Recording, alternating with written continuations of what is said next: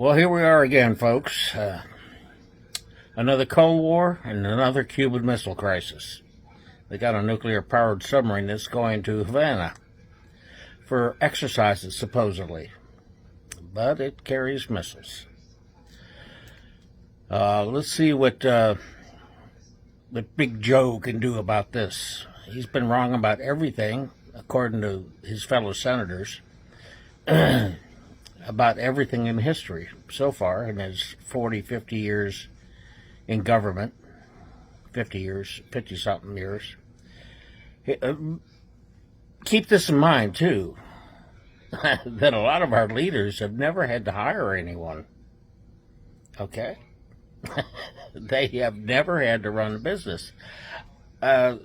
Someone sat there and once said, I wouldn't trust any of the people leading us right now to run a lemonade stand, much less go through another Cuban Missile Crisis. This man is not John Kennedy.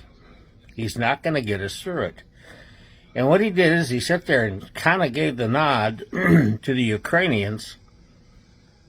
This is why it's happening. He gave the nod to the Ukrainians that they could sit there and attack within Russia with U.S. weapons. And, of course, you know how Putin has already warned us about that. And Putin is following through. He's sending a fleet to Cuba for exercises. Just like the exercises that the Russians and Chinese did in the Sea of Japan a few days ago or a week ago. Well, they pretended they were sitting there. Part of the war game was sinking a U.S. sub in the Sea of Japan. These people are getting serious, folks.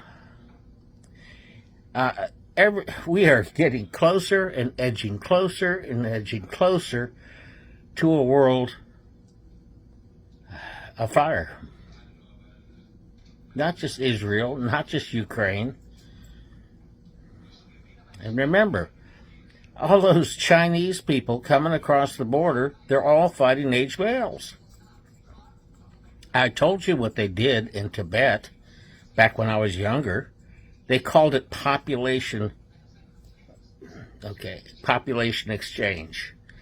After they chased the Dalai Lama out of Tibet and there was all this uproar and they had a lot of demonstrations, they had a lot of people against them in Tibet, the one thing they did is they paid Chinese settlers to move in there until the Chinese settlers outnumbered the daggone Tibetans.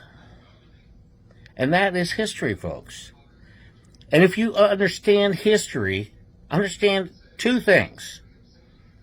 One, the average span of a great empire has only been about 300 years. We're getting 300, 350 years, 400 max. Okay? And we're getting to the end of this in our country, and I don't want to see us fading into the mist like that legendary town of Brigadoon. That shining light on the hill's got to stay there. It's the only thing. There's no other place to go for freedom. Oh, you can say you can go to Canada, you can go to Australia. Well, they're becoming so socialist also. And so totalitarian. That's the whole globalist movement. The whole globalist movement, the Marxist movement, is totalitarianism, fascism. The Chinese have sat there and kind of bastardized their communist system by allowing capitalism in, but it's all state-owned capitalism. They'll pick some general or some high-ranking mucky-muck and say, go start a company. Here's some money. But it all comes back to us. Okay? And we control it. But you do it for us. And that's what they're doing. And you can keep some of it. That's what they tell them. You can keep some of it. That's how they started it out with the farmers, and they were taking all the farmers' produce under Mao and whatnot until a couple of villages sat there and said, look, we can increase more for you if you let us keep a little bit. And it worked. And it kind of spread. So it's still socialism. It's still fascism. Fascism, the marriage of industry and government. We got the elite rulers up there. Look, they're morons, and they don't care about you, and they don't care that they're pushing us into a war, because it's not going to be their young men dying on the battlefield. They've got their safe havens, they got their Fort Ritchie, and they got their underground bunkers and stuff to go to. They're not worried about it. Okay?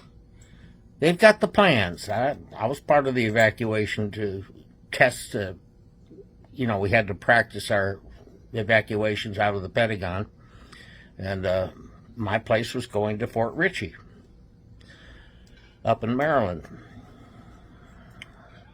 Anyway, and you know about the West Virginia big complex, of course, in that resort hotel. We have so much stuff buried underground, they're not worried about it at the minimum. Okay?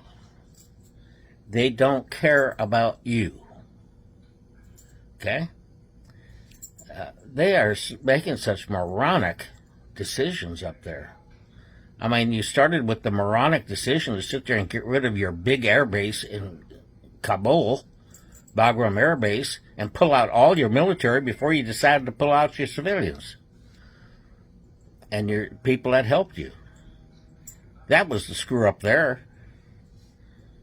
Okay? Trump's plan counted on keeping 5,000 troops there and Bagram Air Base.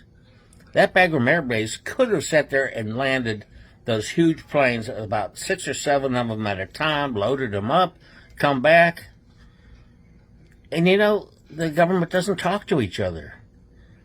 Those people that were escaping in those planes out of Kabul International Airport, the State Department was refusing to grant them permission for overflights and for various things where they had to land and disembark their passengers. Now, they're sitting there flying 3,000 people a month across our border in illegal aliens, okay, and dumping them in various cities. What is this all about, people? This is all about socialism, Marxism. This is all about the international community, the World Economic Forum. They used to sit there and meet in secret. Now they don't. Now they even televise their stuff. They don't care if you know what the heck they're talking about. Like eating crickets and putting chips in your stomach to sit there and figure out how they can make you, control you to what to eat. And chips for carbon emissions. If you use up all your carbon at work, you might not be able to take a holiday. So don't use up your carbon. Save it for a holiday. Folks, this is Brigadoon. This is not Brigadoon. This is the charge of the Light Brigade. God help us. Need you to keep praying. It's turning around, but this is like an aircraft carrier. It takes a while for an aircraft carrier to turn around. Right? This is a big country, a massive government. You can't turn it around on a dime. So you've got to sit there and not relax. Go vote. Make sure your vote counts. We got to have a landslide. If we don't have a landslide, it ain't going to work. We ain't going to save it. Pray. Pray, pray, pray. God is on our side. God gave us this promised land. He gave the world this promised land. Okay? We got to keep it that way. God bless you all. I remain your humble servant. I love you all. Take care. God bless you. It's getting dire. Take care.